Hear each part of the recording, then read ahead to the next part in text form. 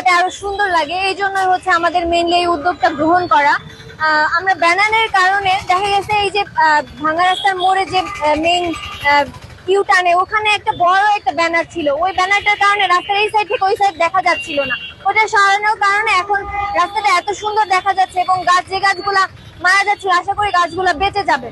তো এই রাস্তার সাইডে যে ব্যানার গুলো আছে ওগুলো আমরা আজকে সরাবো না, আমরা আজকে শুধুমাত্র মাঝখানের যে ব্যানার পেস্টন গুলো আছে ওগুলাই সরাবো। রাস্তার সাইডে যে ব্যানার গুলো আছে এগুলা আমি যাদের ব্যানার এবং ফেস্টুন আমি আশা করব এবং তাদের প্রতি আহ্বান থাকবে তারা যেন ব্যানার গুলা একটু খুলে আমাদের ফরিদপুর শহরের সৌন্দর্য বৃদ্ধি করতে আমাদের সহযোগিতা করেন। ফরিদপুরের বিভিন্ন জায়গাতে আমরা দেখতে পাচ্ছি বিভিন্ন ব্যানার, বিভিন্ন পোস্টার, সেটা বিভিন্ন রাজনৈতিক নেতার অথবা বিভিন্ন শিক্ষা প্রতিষ্ঠানের বা বিভিন্ন ক্লিনিকের যে ব্যানার গুলো আমরা দেখতে পাই। তো এটা এক প্রকার আমাদের ফরিদপুরের সৌন্দর্যকে নষ্ট করতেছে।